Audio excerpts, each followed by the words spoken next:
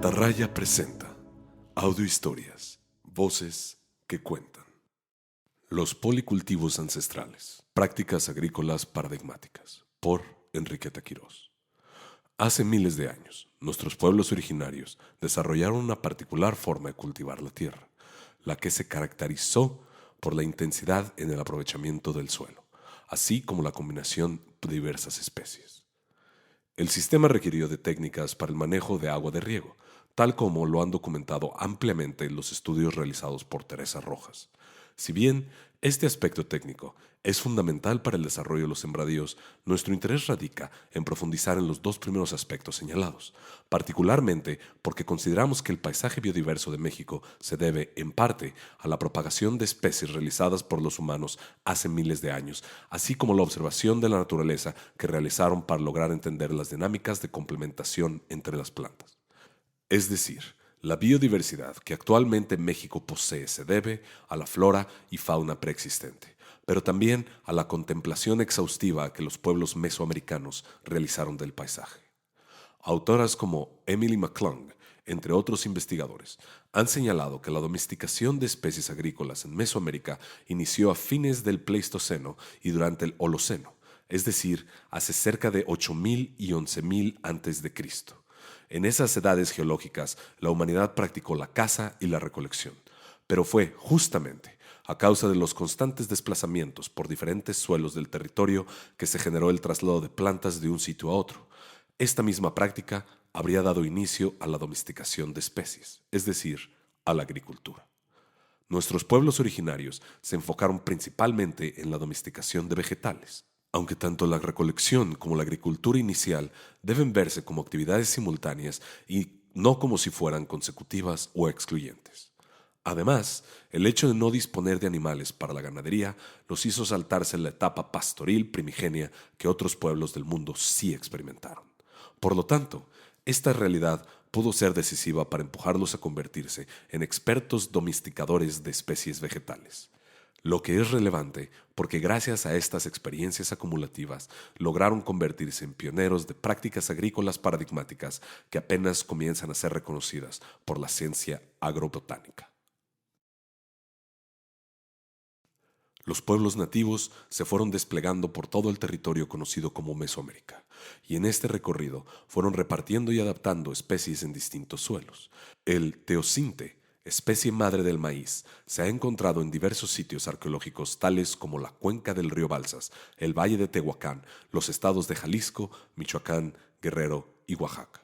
Junto a esta especie, también ocurrió la domesticación de la calabaza, los chiles, los agaves, entre otras plantas muy conocidas de la dieta mesoamericana. Por lo tanto, y de acuerdo a los estudios de Kent Flannery, el maíz fue el resultado de la manipulación de ciertas gramíneas silvestres que habrían dado origen al teocintle o teocinte. Pero a la vez, la especie habría crecido en un área perturbada, es decir, ya adulterada por el incipiente cultivo de las plantas antes señaladas. Esto es, porque antes de la domesticación del teocinte se había iniciado la de las semillas de guaje y las cucurbitáceas, es decir, es un error pensar que la agricultura en Mesoamérica nació únicamente con el maíz. Restos arqueológicos han determinado que, a fines del Pleistoceno, la dieta de los cazadores-recolectores estaba básicamente compuesta de cactáceas, tales como nopal, tuna, maguey, también de venado, tortuga, de agua dulce, rompecapa, aguacate silvestre y, en muy poca proporción, de teocinte. Aunque el teocinte tuvo la particular condición de atraer especies para crecer de manera conjunta. Así lo planteó Flannery.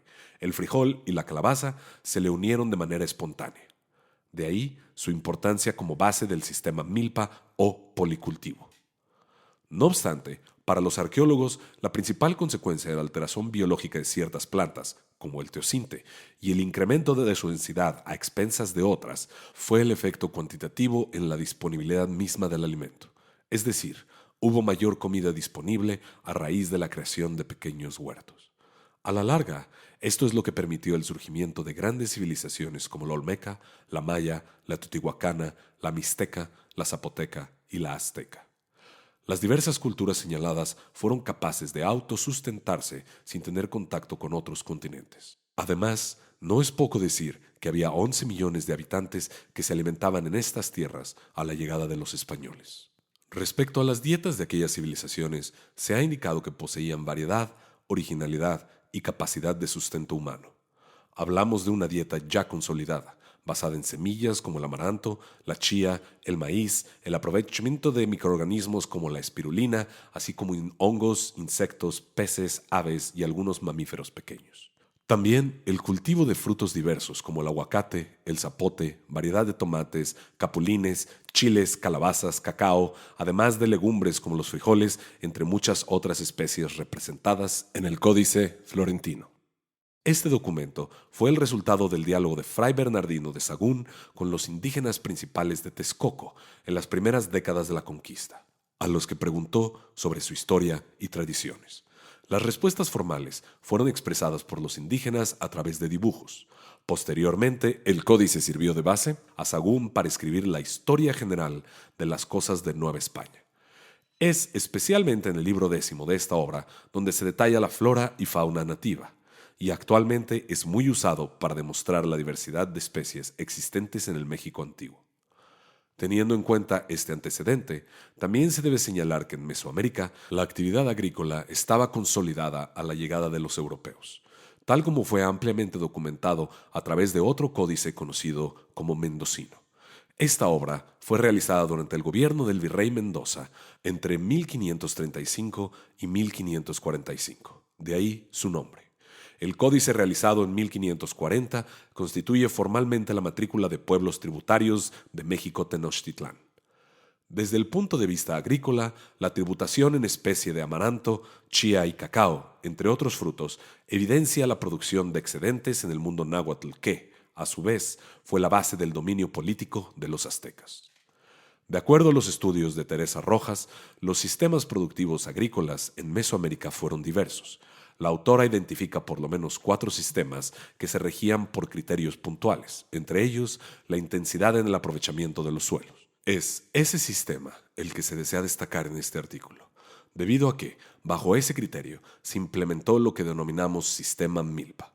Este es conocido como una práctica a nivel de parcela que presenta asociación de los cultivos anuales, policultivos, en ocasiones con escalonamiento y con rotación de plantas anuales y o perennes. La intensidad de los cultivos variaba desde aquellos que se realizaban por almácigos o trasplantes hasta las milpas más estables que incluían árboles, magueyes, nopales y otras plantas en su interior o alrededor con funciones específicas. También hay que hacer hincapié en que las milpas variaban dependiendo de las zonas geográficas donde se localizaban, con diferencias notables de especies y cercados en convivencia con el bosque nativo. Por ejemplo, las milpas en paisajes áridos se implementaban con el cierre de cactáceas, las que evidentemente se consumían y algunas se utilizaban para preparar bebidas fermentadas como el pulque. A diferencia de aquellas, las milpas en zonas lluviosas y pantanosas incluían tubérculos, los que daban una dimensión subterránea al espacio sembrado.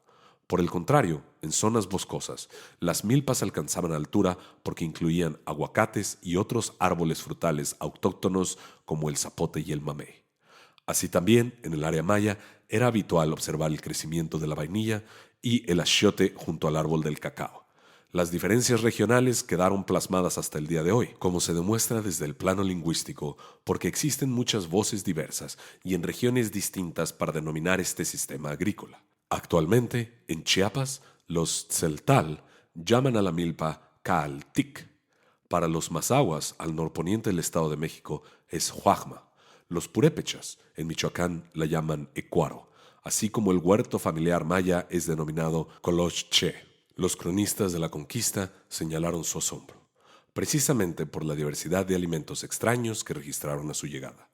Ellos tuvieron que adaptarse a una nueva forma de comer, ya que hasta ese momento los europeos dependían del trigo, de las carnes y las grasas animales, así como de una dieta estacional limitada a ciertas frutas y hortalizas. A raíz de aquellas necesidades, sus costumbres culinarias fueron introducidas dentro del territorio, diversificando aún más la variedad de alimentos. No obstante, la población nativa continuó alimentándose en gran medida de ciertas especies originarias, no por pobreza, como se suele pensar, sino por arraigo a sus costumbres alimentarias ancestrales. Este hecho permitió la sobrevivencia de algunos frutos y especies primigenias dentro de lo que hoy es México. En el siglo XVI, cuando llegaron los conquistadores, apenas en Europa innovaban en la alternancia de cultivos anuales. En cambio acá, como indicó Teresa Rojas, ya había varios sistemas agrícolas. Los investigadores europeos han hecho énfasis en que las verdaderas innovaciones agrícolas fueron iniciadas en el siglo XVIII. Así lo plantearon los estudios clásicos de Schleicher van Bath, aunque discutidos posteriormente por la historiadora Joan Thirsk, que habría sostenido la aparición de cultivos alternativos, como la vid y el olivo, a los cereales dominantes como por ejemplo al trigo y también a la ganadería. Lo que se explica, según la autora, es el alza de precios que experimentaron de estos alimentos básicos en aquel siglo, aunque los sustitutos agrícolas que ella menciona igualmente habrían sido pensados bajo el esquema de monocultivos. Es decir, no tuvo en cuenta las innovaciones agrícolas que se estaban dando en el Nuevo Mundo. De este lado, al inicio de la conquista hispánica, justamente en el reinado de Felipe II, hubo un particular interés por indagar en la variedad de cultivos que se producían en la llamada Nueva España. Desde un espíritu utilitarista que buscaba nuevas alternativas médicas y agrícolas, el monarca envió a estudiar el paisaje productivo novohispano. Así pidió al protomédico Francisco Hernández que realizara una relación de especies nativas. Sus indagaciones fueron realizadas entre los años 1571 y 1575, a través de un amplio recorrido por el área central del virreinato, en lo que abarcaría actualmente el Estado de México, Morelos, Puebla, Tlaxcala, Hidalgo, además de Oaxaca y Michoacán. Sus inventarios han sido publicados por la Universidad Nacional Autónoma de México y actualmente existe un repositorio visual de su extensa obra en el Instituto de Investigaciones Biológicas. La investigación de Francisco Hernández significó un avance en su época sobre el conocimiento de la flora y fauna del virreinato, especialmente para construir una política imperial que buscaba especialmente remedios para el imperio, tal como se titula la obra del autor colombiano Mauricio Nieto. Dicha política fue continuada a través de otras posteriores reales órdenes y visitas dirigidas hacia Hispanoamérica. En 1577, Felipe II emitió una instrucción y memoria que contenía una especie de encuesta, la que tuvo ciertas variantes en 1588. Al compendio de esta documentación se le dio en Nueva España el nombre de Relaciones Geográficas del siglo XVI. En 1578 llegaron los folletos de la encuesta al virrey de Nueva España para su aplicación y respuesta, la que debía ser cumplimentada por los alcaldes mayores, corregidores y gobernadores de cada provincia. En los mencionados documentos se aclara que las encuestas fueron realizadas mediante informantes indios de entre 80 y 90 años, por ser sobrevivientes y testigos del mundo precortesiano. Los escritos fueron hechos por españoles, muchas veces frailes o alcaldes de los pueblos. Esto nos conduce a una realidad filtrada y prejuiciosa sobre la vida de los nativos. Sin embargo, es posible leer entre líneas cierta admiración por algo que los conquistadores no entendían a cabalidad y que trataban de explicar a partir de la propia experiencia agrícola europea. El sistema agrario que describían las relaciones geográficas estaba integrado por plantas, hierbas, árboles y animales. Si bien, bajo la óptica de los españoles, los granos sobresalían, los unos y los otros siembran maíz y trigo. Sin embargo, el trigo no lo siembran como nosotros. Se detallaba cómo lo hacían a mano y en camellones, que asemejan a las eras de una huerta. En estos comentarios se puede apreciar que, para los españoles, las siembras de los indígenas asemejaban una huerta. Este aspecto es interesante principalmente porque evidencia, por lo menos desde el siglo XVI, la existencia de policultivos en espacios reducidos. Sin embargo, la diferencia con las huertas europeas es que en aquellas solo se sembraban hierbas, hortalizas y flores. Acá, en cambio, se obtenía, además de lo señalado, ciertos granos y semillas, siendo fundamentales, como se ha dicho anteriormente, el maíz, la chía, el amaranto y, por supuesto, los frijoles. Otro aspecto señalado en los testimonios del siglo XVI fue la técnica de los camellones. Al respecto, Teresa Rojas los ha explicado a partir de estudios arqueológicos y también de descripciones de cronistas de la conquista, como Juan Francisco Burgoa y Juan Bautista Pomar. Ambos detallan la existencia de espacios sembrados en forma de terrazas en las laderas de cerros y con tierra dispuesta en montones formando hileras. También se refieren a que las dimensiones de las parcelas habrían sido delimitadas por las autoridades para el pago de tributo. La palabra camellón, según Rojas, proviene del náhuatl cuemitl, que significaba tierra agrícola. La misma estaba dispuesta en lomos que conformaban superficies donde se sembraba. Los autores como Eno CL han señalado que, con la coa, se amontonaba la tierra para cada mata de maíz, con lo cual se formaban lomos dispuestos en largas hileras, a veces siguiendo en paralelo las laderas de los cerros. Además de fijarnos en la técnica, la combinación de las plantas fue básica en estos sistemas de cultivo intenso.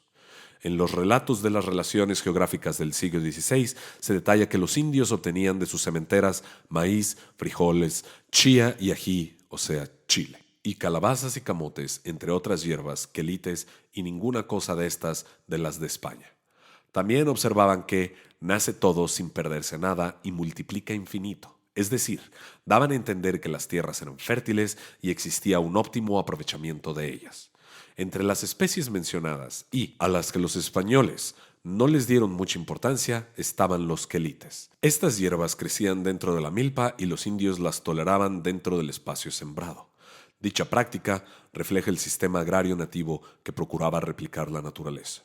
En términos actuales, podríamos decir que funcionaban sobre la base del reconocimiento de relaciones orgánicas entre las especies, en este caso, favorables para el propio mantenimiento de lo cultivado. Entonces, esta conservación de hierbas silvestres dentro de una milpa no solo fue para consumirlas como alimento o medicina, sino porque su presencia también favorecía los sembradíos bajo la práctica de policultivos. De acuerdo a varios estudios recientes, los quelites contienen, además de vitaminas, muchos minerales que transfieren a la tierra al entrar en el proceso natural de descomposición y, de ese modo, funcionan como abono orgánico. Es probable que los indígenas reconocieran esta interrelación, lo que explicaría el por qué se toleraban los quelites dentro de las milpas. Muy eventualmente, practicaban un deshierve parcial o solo mochando a ras de suelo aquellas hierbas no sembradas, hoy denominadas arvenses por los botánicos. En el Valle de Puebla, particularmente en Chinantla, los testimonios encontrados en las relaciones geográficas indican que aquellos campos eran muy fértiles. Ahí se cosechaban maíz 3 veces al año, junto a frijoles y diversos tipos de calabazas, chiles, tomates y camotes. También se comía miel, porque tenían colmenas, es decir, convivían con polinizadores en medio de sus sembradíos.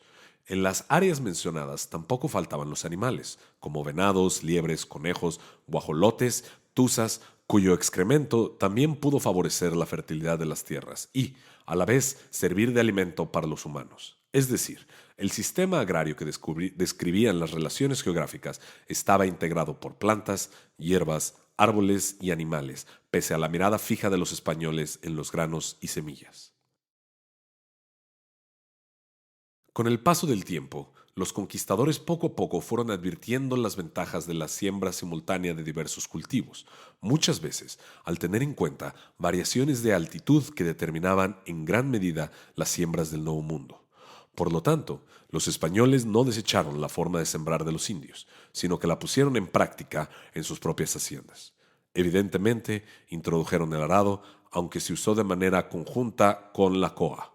Se dice que los indios seguían los surcos de arado e iban por detrás, creando con ella los hoyuelos para las semillas. En el siglo XVIII, los hacendados del Valle Anáhuac sembraban dentro de un mismo terreno maíz, frijoles y calabazas. Las investigaciones de Arish Owenel indican que en haciendas como Palula y Aragón, al norte de la Ciudad de México, se siguió esa práctica. Según el autor, en el año 1767, en la hacienda de Aragón, se sembraron 2 cargas de alverjón, junto con 3 cargas de maíz, y también se cultivaron calabazas para su venta. En segmentos de 5 hectáreas se acostumbraba a sembrar frijol junto con las plantas de maíz. Los frijoles se cosechaban a mano en los meses de octubre y noviembre, mientras que se obtenían 2 cosechas de maíz al año. Esto sin considerar las frecuentes inclemencias del clima, como la sequía y las heladas que podían generar estragos en los campos. Las haciendas mencionadas también sembraban trigo y cebada, aunque estos cereales tenían un ciclo más corto que el maíz, pues solo se cosechaban en invierno. En definitiva, el trigo, la cebada, las habas, los garbanzos y el alverjón se alternaron en un mismo ciclo agrícola y dentro de una misma parcela con maíz y frijol. Es decir, el sistema se transmitió a los españoles que sembraron diversidad de granos, incluyendo en sus terrenos, además, cierto número de ganado de tiro, porcino y ovino. Por lo tanto, podríamos decir que, en el periodo novohispano, se conformó una agroganadería, un sistema que continuó con la técnica agrícola indígena de policultivos a la que se le incorporó los animales europeos, porque como dijimos anteriormente, el sistema nunca descartó a la fauna nativa y tampoco lo haría con el ganado criado a pequeña escala. Por su parte, todo el periodo colonial, la Ciudad de México continuó abasteciéndose de vegetales provenientes de las chinampas de Iztacalco, Santa Ana, San Juanico, Jico y Xochimilco, cuya técnica era y sigue siendo la mayor expresión de un sistema intenso de policultivos.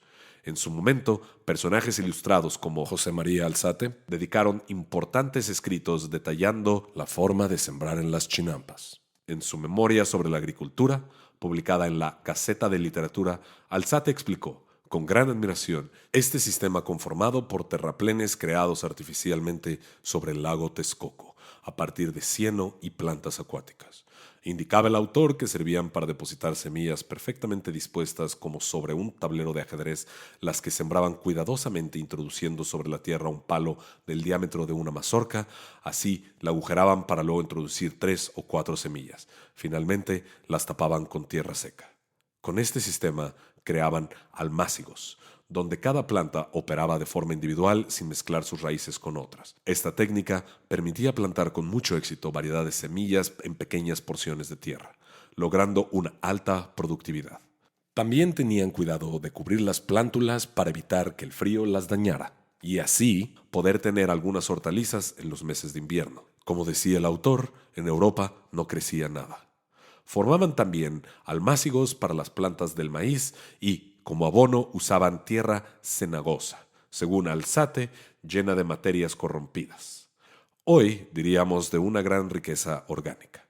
En conjunto, las plantas conformaban una asociación de diversas especies con tiempos de maduración diferentes a lo largo de 5 y 9 meses. Por ejemplo, se obtenían calabazas en febrero, coles en julio, chiles en septiembre, jitomates y tomates en octubre y 2 cosechas de maíz, una en la temporada de marzo-julio y otra en la de mayo-octubre, las que generalmente crecían asociadas con el frijol.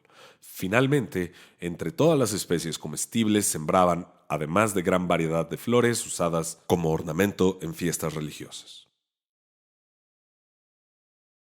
Con el paso de los siglos, el sistema tradicional de policultivos fue quedando atrás y se aplicaron nuevos sistemas de siembra más modernos. Fue especialmente en el siglo XX cuando se crearon los campos de cultivo asistidos con siembra de monocultivos extensivos bajo la protección agroquímicos. En el presente, los agrónomos y los científicos, preocupados por el cambio climático y la preservación del medio ambiente, están redescubriendo como algo novedoso la convivencia de especies en un mismo terreno.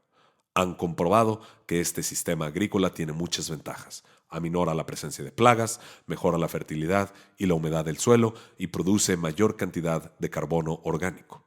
De este modo, la intervención sobre el paisaje se aminorará practicando cultivos intensivos en parcelas pequeñas y reconociendo las interrelaciones entre las especies naturales, tal como lo sabían nuestros antepasados.